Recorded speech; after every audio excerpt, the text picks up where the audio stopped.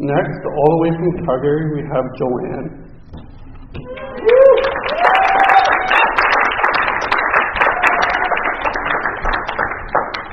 I'm an addict. My name's Joanne. Hey, Joanne.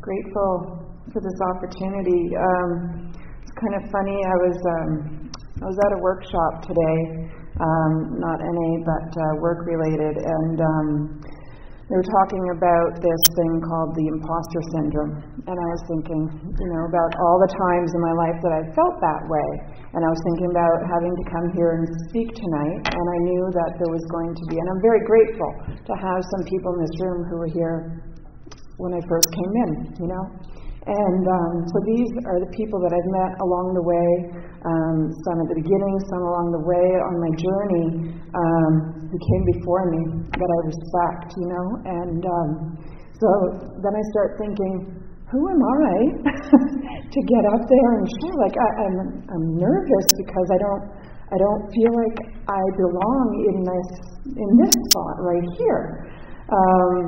And I was thinking, how funny that is that I'm thinking that, and what I'm sharing about is principles before personalities, and we're all the same, So I have to laugh at myself sometimes and remember that I have the same voice as everybody in this room, and nothing I'm going to say here is any better or worse than anything anybody else would say at this time.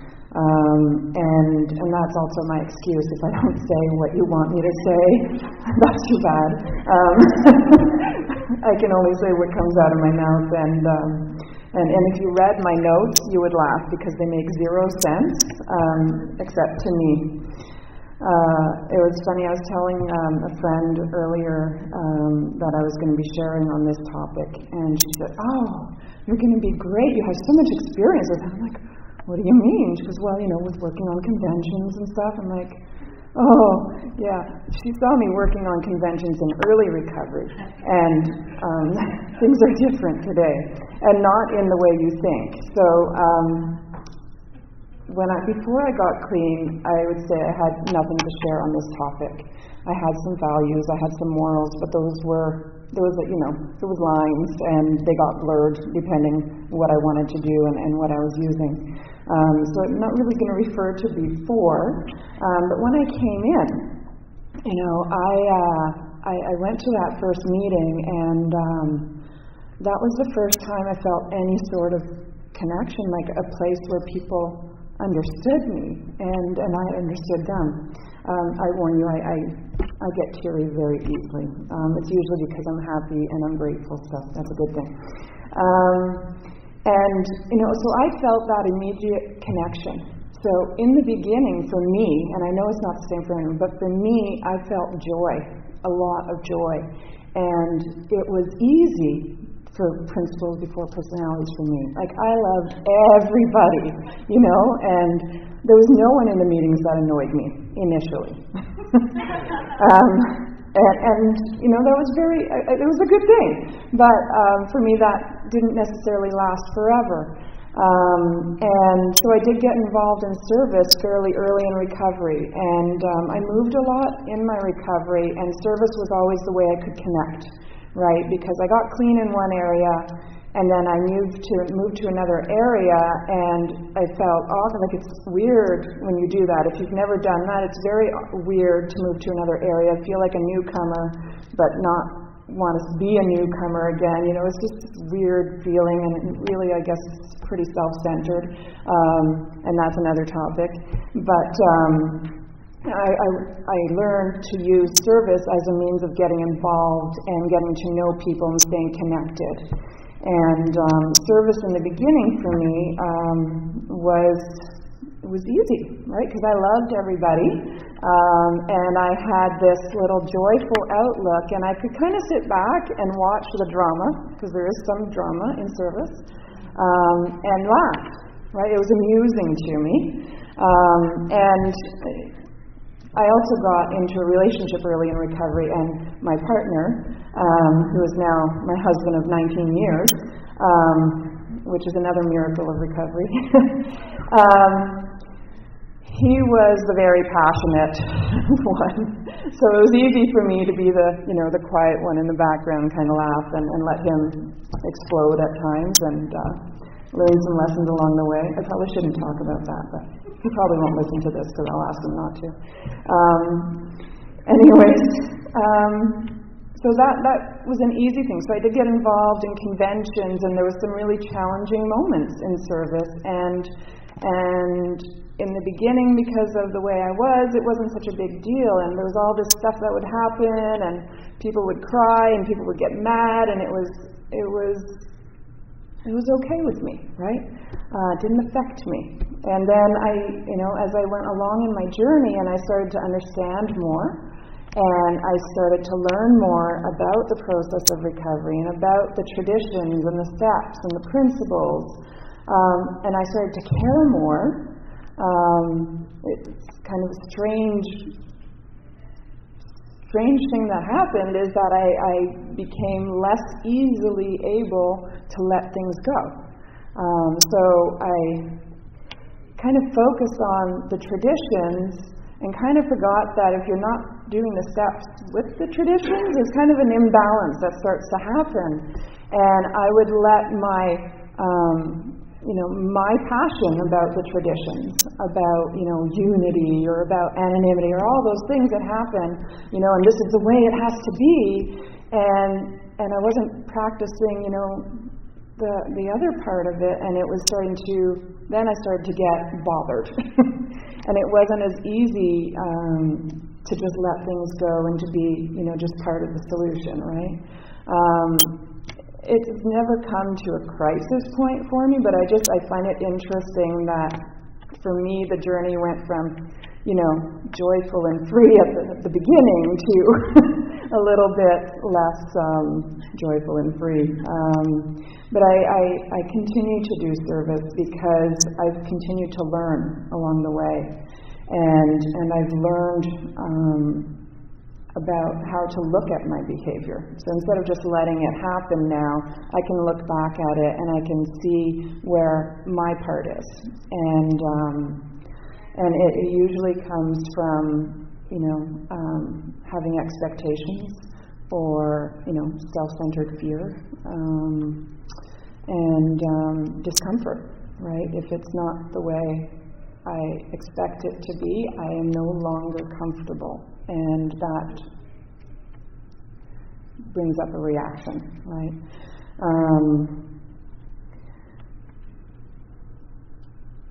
The other part of it for me with, principles before personalities is that when I've gone through difficult times, when I started to get more time in and I went through difficult times, I forgot about that piece of it for myself. And I didn't connect to the fact that if I wasn't showing up and sharing honestly because I was scared what you would think of me because it's Joanne, and she has this amount of time in, and she does a lot of service, and it wasn't really a conscious thought. It was just that I can't possibly share this, right?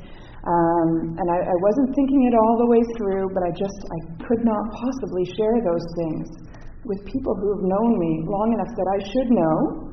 Logically, of course, I don't actually think logically when my emotions come into play. Logically should know that these people have loved me unconditionally since I came in. And they will continue to love me as I love them no matter what they do. There is nothing that the people in my life could do really for me to think differently of them, but I don't apply that same for myself, right? Because I already believe myself when I'm not really working on myself. I already believe myself to be less than. I already believe myself to be not worthy. So it's easy for me to go there thinking, well, for me, I couldn't possibly share this because of this, right? I need to hang on to these people. Forgetting that hanging on to these people means being a part of. It means being just like everybody else, and knowing that I have a spot here regardless, and that if I was welcomed when I came in, I'm going to be welcomed today when I tell you the shit that's happening in my life or the mistakes that I'm making. And it came to a point in my recovery where I had to learn how to get honest all over again, right? And what honesty meant. And that's, the process for me has been about constantly learning those other levels of everything, There's so many levels of honesty. At first it was just not, lying, right? Just not making up things. And then it was, making good choices.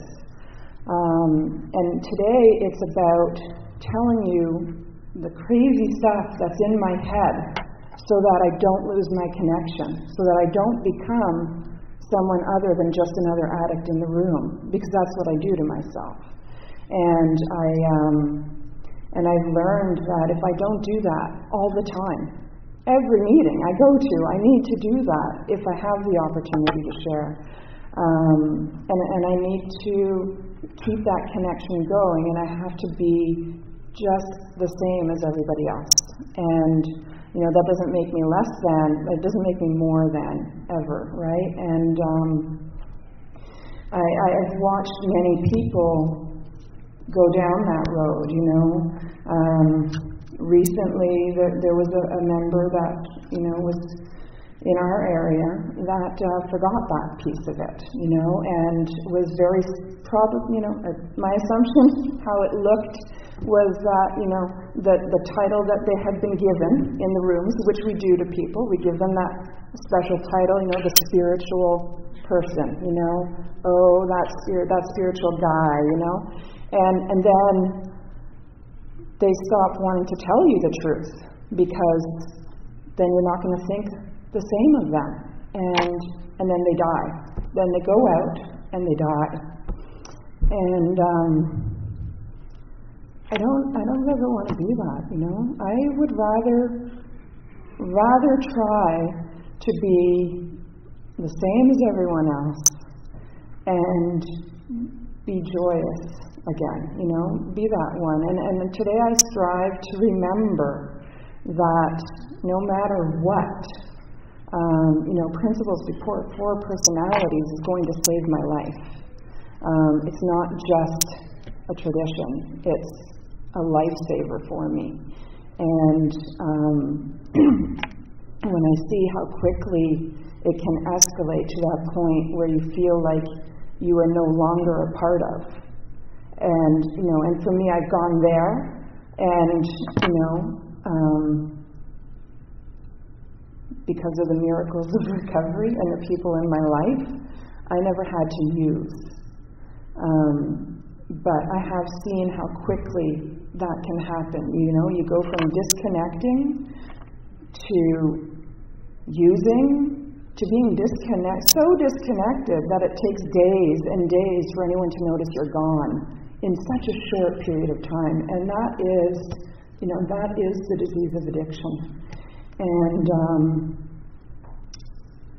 I'm grateful today, and today I know, awesome, only 5 minutes left. Today I know that I want to be in recovery, right? I don't want to be in my disease, and that I no matter what is going on, I live a very blessed life. And the gifts of recovery far outweigh the fear of having to come up and say, I screwed up.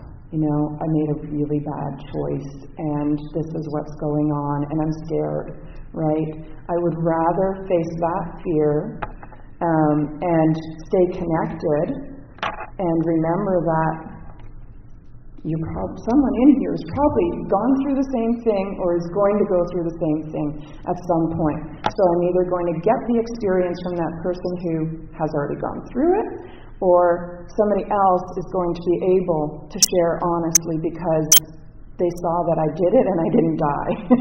and sometimes it feels that way. It's so hard to admit the mistakes, and usually not because I feel that I'm more than, it's because I already feel that I'm less than. So God, how can I go further down, you know? But today I don't feel that way. You know, today I know that as long as I am vigilant with this, and I tell you what's going on all the time, and I stay connected, that I never have to use. Next, all the way from Calgary, we have Joanne.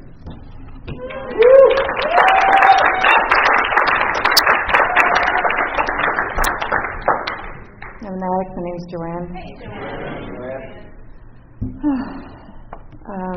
Grateful for this opportunity. It's kind of funny. I was at a workshop today, not NA but work related, and they were talking about this thing called the imposter syndrome, and I was thinking,